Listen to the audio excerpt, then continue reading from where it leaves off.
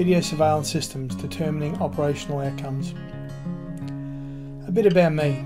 I've been an integrator, manufacturer's representative and a consultant over a 30-year career.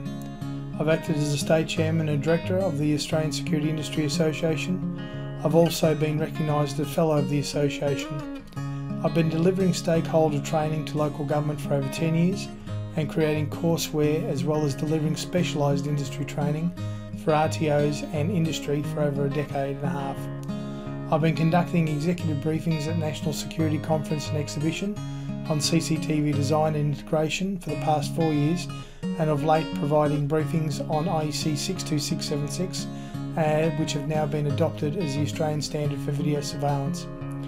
I've been supplying 62676 compliant series training, technical documentation and support packages nationally to local government as well as agencies such as the police.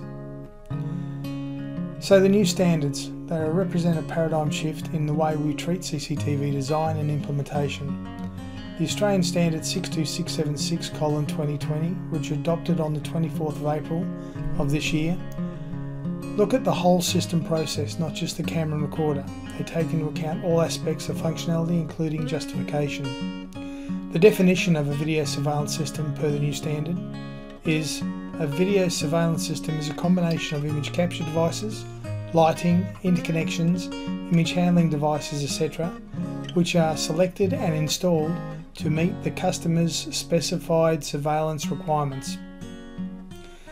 The new standards cover defining operational requirements, which we'll touch on today, risk assessments, grading of CCTV systems functionality, equipment selection and performance, image presentation, transmission of signals, video performance, storage characteristics, image storage and export, control room configurations, test planning, pre-installation documentation, system installation and commissioning, final documentation and maintenance.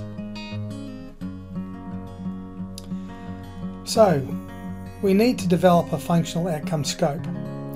From the new standards, we need to be looking at the locations of interest. They need to be well established and documented on a site plan. A site visit should be conducted as part of the process, looking at each location in isolation. The operational requirement for each device contained at each location, together with their stated activity and purpose, should be clearly documented. We should look at each device in order so we can determine the number of cameras for the site we need to be considering. The actual number of cameras will depend on the types of cameras selected, as well as their lensing, which will give us our fields of view to achieve the operational requirements, as well as considering any geographical constraints. In many cases, stakeholders and IT departments who are typically taking more responsibility for closed circuit television system management, as well as the integration with other systems, simply lack the knowledge required to create specifications or designs that deliver operational requirements required. In many cases, they fail to take into account the complex interrelationships that are in play. These include the pitfalls associated with the different technologies in cameras, white balance, dynamic response, the noise of the image sensor, particularly in low light situations, motion blur or smear, the ability to clearly identify a moving target in low light, the lensing, which when combined with the camera will determine the amount of resolution and the fields of view we're covering within the image target area, lighting effects, the spectral sensitivity, the type of illumination, the direction of the illumination in relation to the camera, and the intensity in the target area, environmental considerations such as foliage or street furniture, motion-related performance such as scene activity, interoperability and ONVIV, which are written into the new standards as well, network and communications infrastructure, and more recently cybersecurity. It's important to realise that camera resolution alone does not determine image quality. We also need to look at what existing infrastructure or special requirements pertain to the site.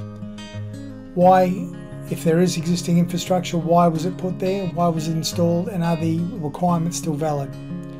What are the system details? The make, model, age, topography, capacity of the system, when it was last maintained, how many years have the hard drives been operating, and so forth. Is it delivering outcomes that overlap with the proposed equipment we're putting in? Is it delivering outcomes 24/7 or only during daylight hours? Can it be incorporated into whatever system architecture we're looking at the present point in time? Quite frequently, we typically have to do an audit of the equipment and outcomes that are currently contained within a site to gain the information with relation to how we can use that equipment and integrate the outcomes from the original system into the new system.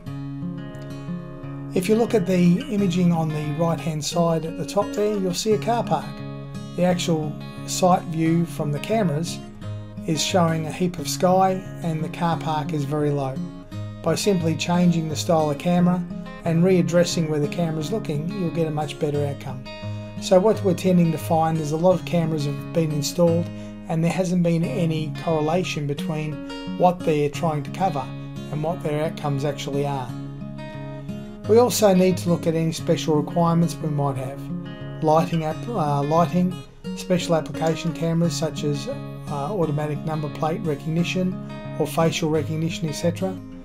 Lighting requiring different filters to correct balance, such as if we're using low pressure sodium on a site. Challenges with proposed equipment locations, communications and network infrastructure. So we need to do an audit on what's actually there to see if we can use or reuse or enhance the coverage of the existing system if it's part of the new infrastructure we're putting in that area.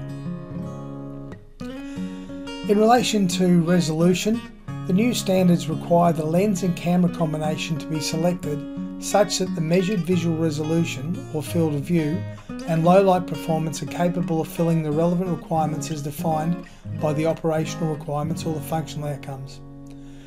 The selection criteria should take into account the effects of camera sensitivity, its dynamic response obviously, under the worst case light levels and types of light including infrared.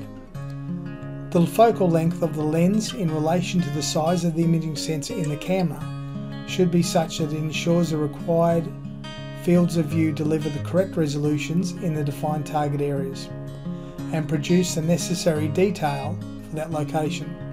It's not much point putting a camera in where we can't identify a target when we're trying to identify people coming in and out of the premises.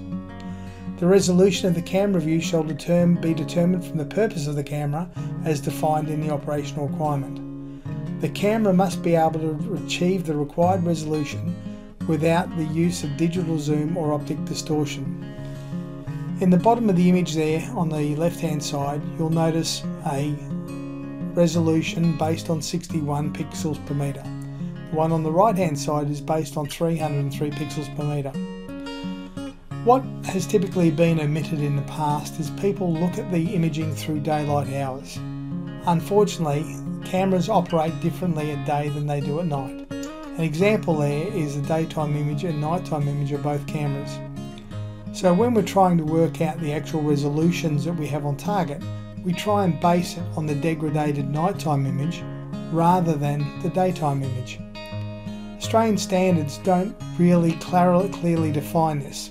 In fact, on the right hand side you'll see the head control sheet, which is based in the new Australian standards, and this is all about getting the right amount of resolution on target. So those test images can be downloaded from the crime prevention industry in the UK government, and that's a direct reference from the new Australian standard.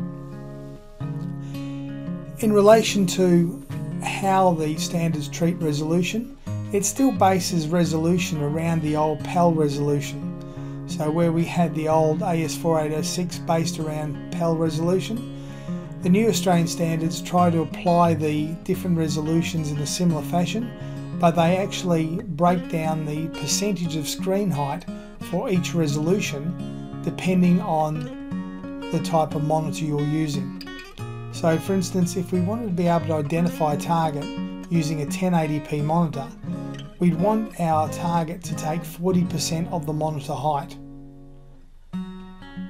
Likewise, if we just wanted to recognise a target, we'd want to look at 20% of the monitor height. Unfortunately, sometimes this can be a bit subjective depending on the types of monitors that are in use. So what I tend to do, I tend to work on minimum outcomes, and this is what I use as a guideline. So to detect something that's there, we tend to look at the nighttime imaging or the nighttime sample on the right hand side of each resolution and try and get some indication that there's a relevant pixels per meter coverage in the area for that particular level. So again, if you look at detect something there, we start to see an object about 61 pixels per meter. To observe someone there, we start to be able to observe it's a human or get enough detail to see it's a target around 100 pixels per meter. To recognise, again, I look at 162 pixels per meter, and to be able to identify, I look at 303 pixels per meter. That's the way I apply it. I tend to work on worst case scenarios, not best case scenarios. So when we're looking at different types of performance outcomes in relation to our cameras, you need to be able to consider different aspects. So the dynamic range, for instance, is the ability of the camera to differentiate between different colours or different grayscales. And the higher the dynamic range, theoretically, the more capable the camera is of being able to differentiate between the different amounts of light or intensity of light within a picture and give you a workable image. The image samples there, however, show a different story. So if you look at the cafe at the top, you'll notice that the amount of light flaring in through the windows is just saturating the image. Same as the picture of the gentleman standing inside a shadow behind a bus stop. The bus stop is just totally flared out because the dynamic range of the camera is insufficient for that particular location. The test target he's holding in the shade is fine, but if you had a target in front of the bus stop, it would probably be flared out and you wouldn't be able to see what's happening. The library at the bottom right hand side of that particular segment, you'll notice the image is clear, concise, it's not being affected by a flood of external light. Low light performance is something that where your cameras will actually operating under the harshest environment. So there's a sample there of two cameras. The amount of light on site is actually below 0.1 of a lux in this particular case. And as you can see there, the image on the left, you can see quite clearly what's happening in that area. The image on the right is very grainy because what actually happens with the way the camera compresses the image, if the camera can't handle the amount of light that's going in there, as in the light is too low, it starts to amplify the image, and that's what causes the graininess. So the graininess actually will increase the storage and bandwidth requirements for that particular camera. So it's important to get a camera that will work within the lighting constraints of whatever scene you're using. If you don't select the right cameras, you need to add supplementary light so you're providing enough light to the camera to stabilize that image and not give you spikes in bandwidth or storage requirements. Motion blur and smear. Smear is usually a problem within the camera. That particular camera there was a tier 1 camera, and the firmware that was released wasn't working well at night time with a moving target internally. Likewise, they did a firmware upgrade some 3 weeks after the camera was released, and it corrected those issues. The camera on the right hand side, however, is a sample image taken from a site that was operational. And it's all very well and good to get a really good picture at night time, but unless you can actually identify a moving target, it makes the camera virtually useless. So you need to take care that when you're actually signing off or specifying cameras especially, that they need to deliver functional outcomes both day and night. Having a clear picture through the night time where the camera can hold the shutters open longer to let more light in and give you a good colour image is neither here nor there when you take into account that you typically want to pick up the motion or identify a target moving through that area in the event there's an incident. Likewise, if we have a look at the imaging outcomes in relation to traffic, the vehicle, as you can see going down the road away from the camera at the top, is in a scene that is clear. The picture looks fantastic through the night and the day, but because the shutters are held open longer by the manufacturer trying to get the camera to work in very low light condition, the moving target is not clear and can't define number plates. So if you look at the image under that where you have the two vehicles, again the use of technologies which hold the shutter open longer tend to cause a blurry picture. So whatever technology you're using needs to be such that you can capture the moving vehicle clearly and get the amount of resolution you need out of the target, regardless of whether it being day or night. The cameras should be able to deliver workable images at all conditions. Exposure. Again, you need to look at the exposure of the camera. If it's overexposed through the day or underexposed through the night, you're not getting the outcomes. Focus is something that also needs to be taken into account. It might be the camera's in focus through the day and wanders out of focus at night time. That's purely a setup problem. Unfortunately, when we're talking about focusing cameras up for nighttime use, typically this must be done at night time, because you can't guarantee that the wavelength of light that you're setting the cameras up for during the daytime is going to be that which is on site at night time, especially when it comes to infrared. Your final focus should always be done under operational conditions. When we're talking about graininess or noise, the graininess or noise, as I said, is caused by the camera amplifying the image to give you a workable image when there's not enough light. From the sample images on the left hand side, you can see that the two gentlemen standing in the car park, there's a lot of graininess there. That actually increases the amount of bandwidth and increases the amount of storage required. It can be quite extreme in some cases.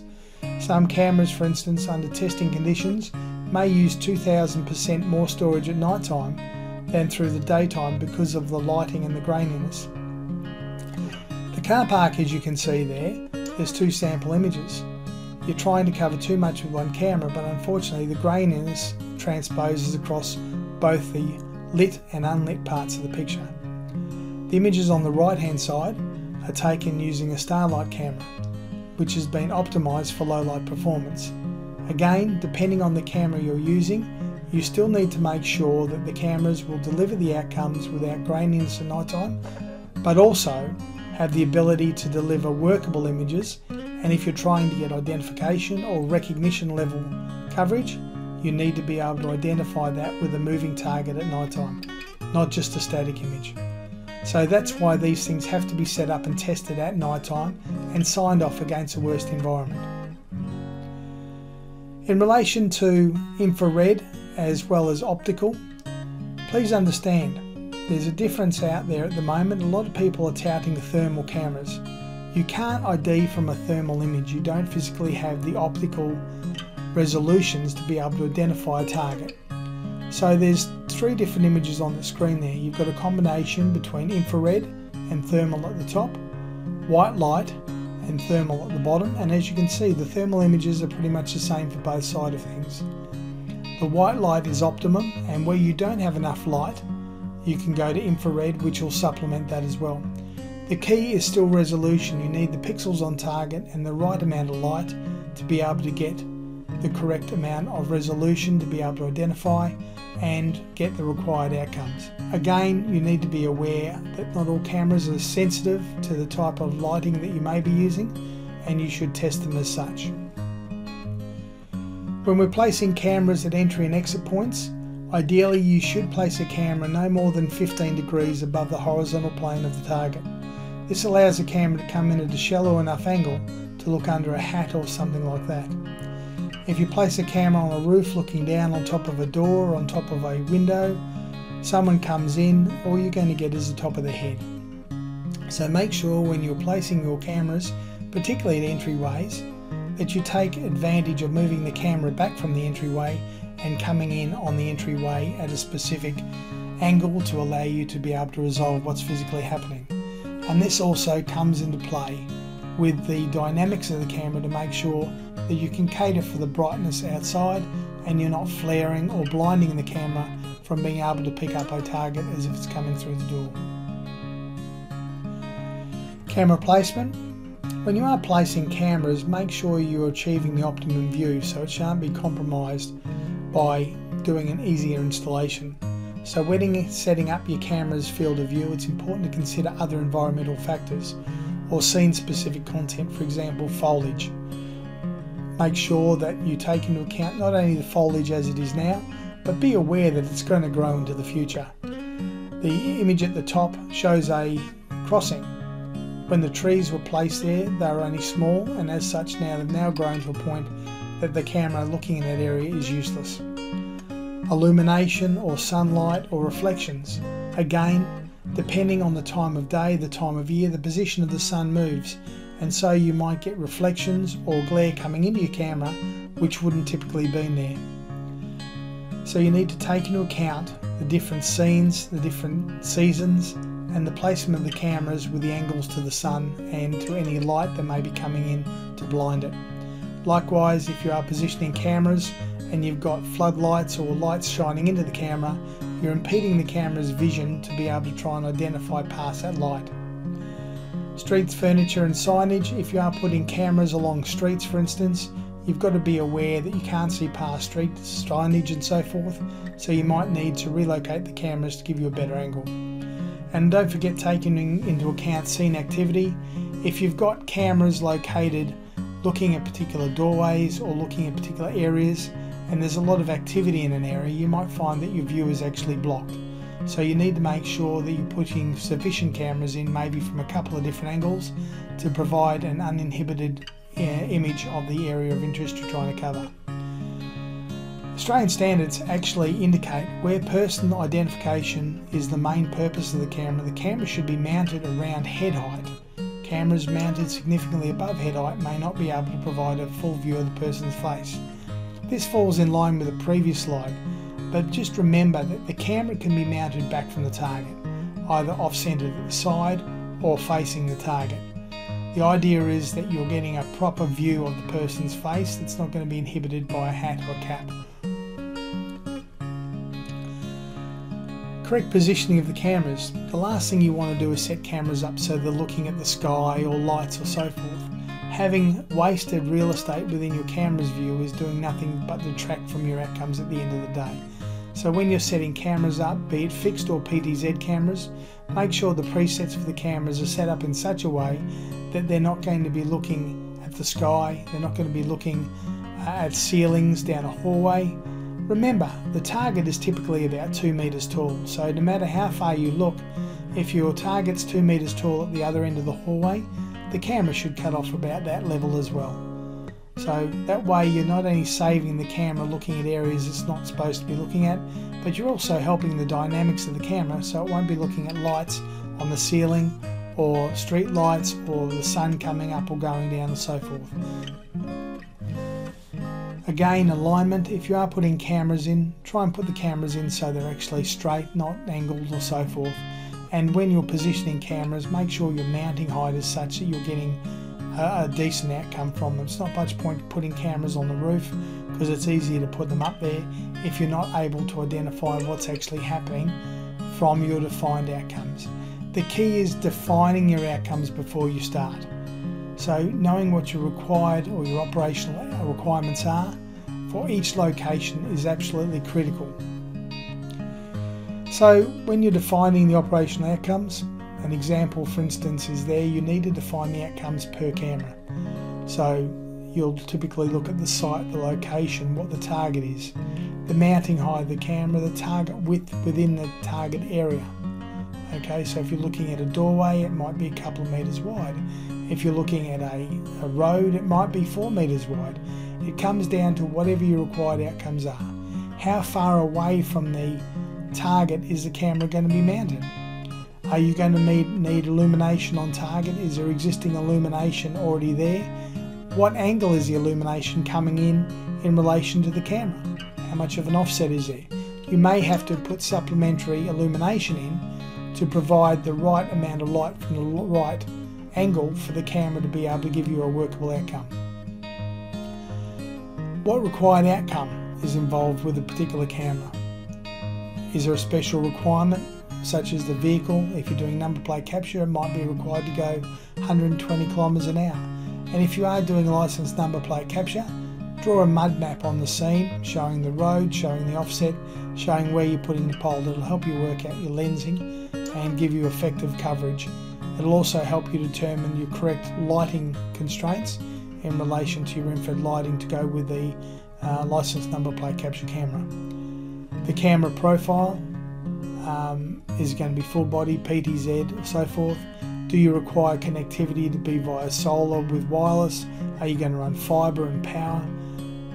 Also include in there where the nearest network location is, where you can get onto the CCTV LAN if the one's applicable. And additional notes, bollards, tamper, anti-climb and so forth. So obviously when it comes to licence number plate cameras, we need to look at the distance from the camera to the plate of the vehicle, the offset from the camera to the plate centre line, the height of the camera above the ground, and what speed the target's going to be going at.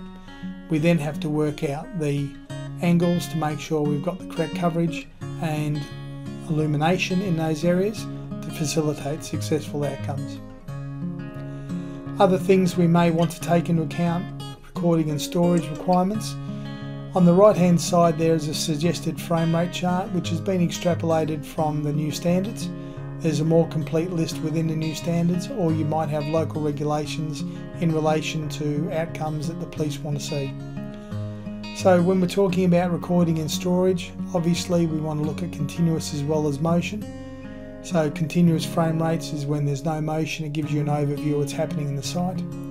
Motion, it might kick into real time, maximum frame rate, maximum quality.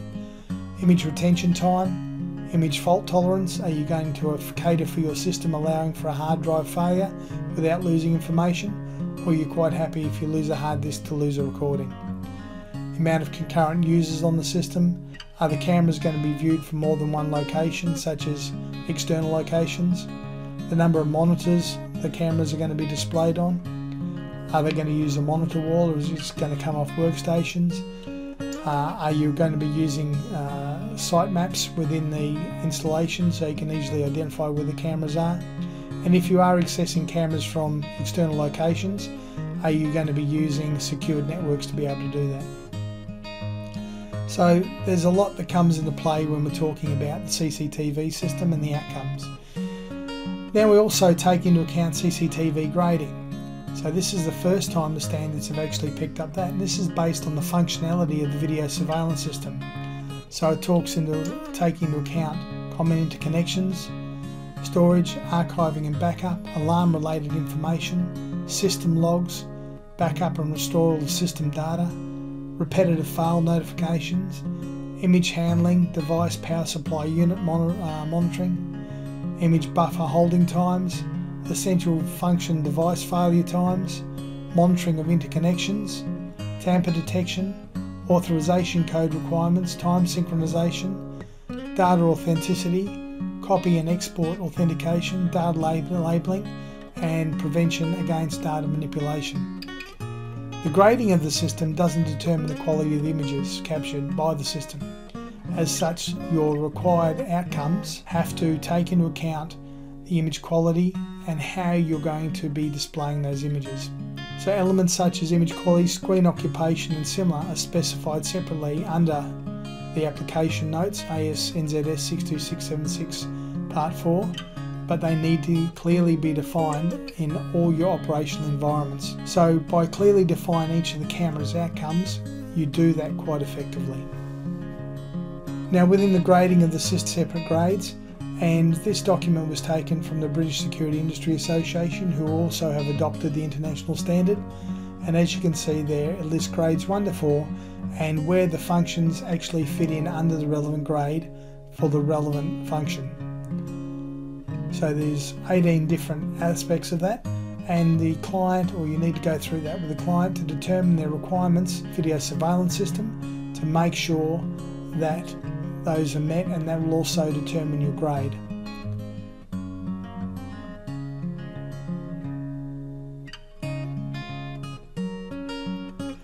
Once you've got your functional outcome, combine that with the perceived operational requirements from our stakeholder and site visits.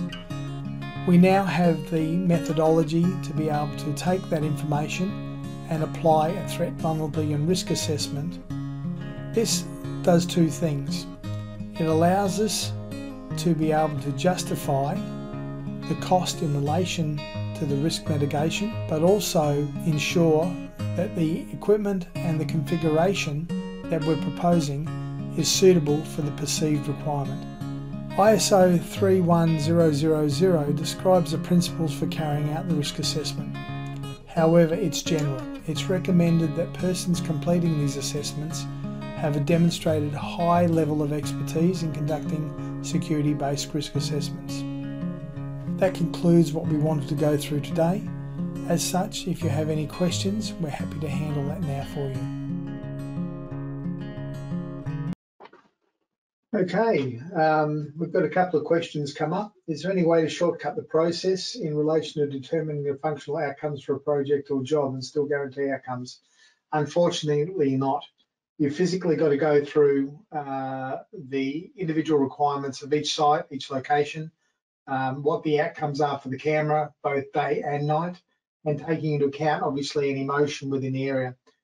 Be aware that in addition to the measurements and everything that are on the list there, you also have to marry that with the outcome resolutions that you want to get from that particular camera.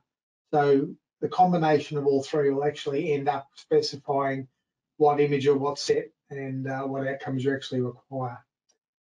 The resolution that you've indicated is different than the associated with new standards. As I said within the webinar, when I look at a particular site or whatever, I look at it under worst case scenarios, but it's not only taking into account the physical resolution of the actual camera, it's also taking into account the operability or the way the system interfaces with operators or with other users using it. So if you're doing number plate capture, for instance, it might not be feasible to have such a small plate size on the actual screen. You might want to actually zoom in on that target a bit more to give you a larger picture to look at rather than have an operator zooming in or out of an image to try and identify a number plate. Again, it's subjective and depending on what type of monitor, what monitor style you're using, and depending on, in some cases, the dynamics of the camera, because it's not purely the resolution that we're looking at. There's a lot more that comes into play to delivering a good picture. The dynamic range, the lighting, the shutter speeds, and so forth, all form part of the outcome. So you don't pick up a camera from the data sheet and look at the resolution on the camera and say, that's going to do me. You physically got to test the camera under operating conditions with varying light levels to determine if that camera is going to work well enough for you. Sample imaging that was contained in the presentation showed acceptable and unacceptable. Again, it's just a guideline. What I tend to do when I'm speaking to clients, when I'm speaking to stakeholders, is I'll take a heap of sample imaging in and I'll use the sample imaging and show them and say, do you want this, do you want that? They'll say yes, no, we want better than this, we want better than that, we want that resolution and so forth. So pictorially, they build up a profile which you can then use within the tender document. Other than that, it's very subjective. Same as if you're doing 3D modeling on a site or for a project, you tend to place the cameras where they need to be. I've reviewed several designs of late, and when they place the cameras are actually 600 millimeters above the ceiling level. So you'll never get a proper outcome for what the camera is actually looking at, given it's not located in the correct position to start off with. The positioning of the camera is absolutely critical for entry-exit style cameras. And when you're doing cameras, particularly with commercial buildings, make sure you take into account the position of the sun and any glare or reflection which might be coming off polished floors or walls, because that can make quite an impact on the imaging devices at the end of the day. Great video. Can you provide information on traineeships for young people? That's a hard one. Unfortunately, the traineeships tend to be built around the old Australian standards. So the new information which has come out, even the old standards, didn't go into dynamics and the operation of the systems anywhere near to the detail of the new standards which have just been adopted. Unfortunately, until the RTOs physically upgrade all their training material and start working to the latest requirements and that it is actually industry specific, you're not going to see a proliferation of high quality traineeships built around the new standards emanate. And by the time that the training packages have been redesigned, they've gone out to the RTOs for the packages to be developed for the new training requirements. Unfortunately, we're going to be looking at a couple of years by the time they start rolling into industry. So It's a hard question to answer, and I don't have any answers for that at the time. But I'm sure if you contact ASIAL and liaise with them along the way, they'll be able to point you to where you could possibly undergo the traineeships to try and keep up to speed. The STC program is developing all the time, and it's something that might be able to be implemented along those lines to get everyone up to scratch as we go through. Is there any more questions?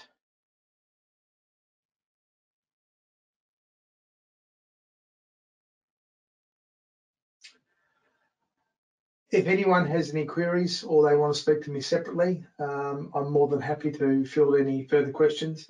If any organisations want to do higher level training on the systems or equipment associated with the new standards, I actually do courses.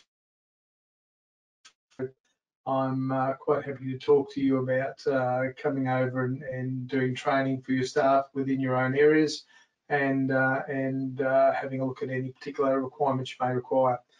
Apart from that, unless there's any other communications, just be advised, if you need to catch me, you can always send me an email or go through ASIAL and they can contact me directly.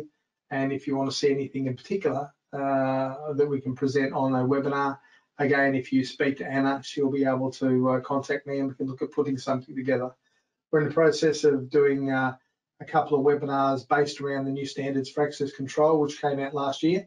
So that will also bring things into a bit more clarity as well, because they're also based around ONVIF, and they also implement the same threat-based assessment criteria as we typically are seeing now with the new CCTV standards.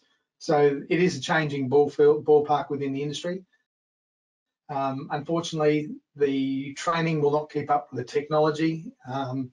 The training that I do tends to get updated at least twice a year because the technology changes that quick or methodology changes that quick. There's currently a technician shortage in the industry. Yeah, you are correct there.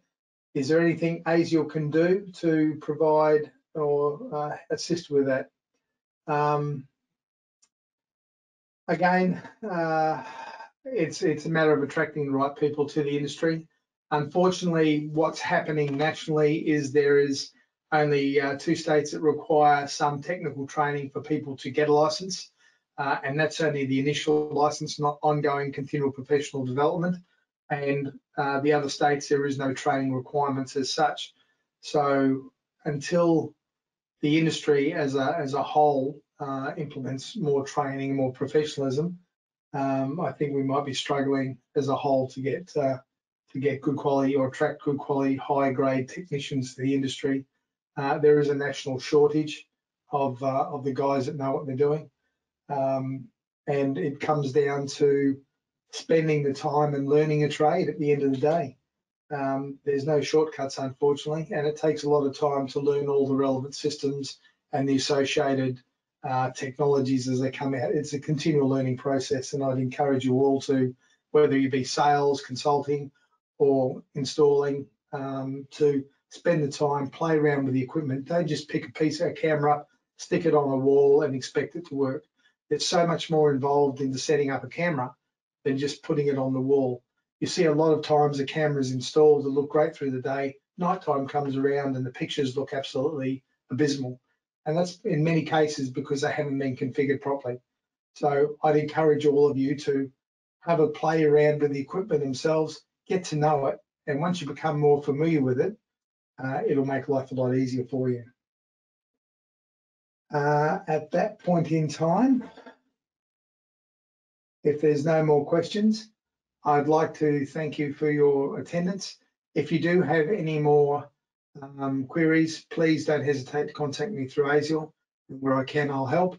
If you need training, as I said, I'm quite happy to look at coming to your offices and doing training for your staff, be it stakeholders or security industry. I've been training the industry for well over a decade, and I've been training stakeholders for the same amount of time. So it just depends where I position the presentation. Supporting the training we actually do.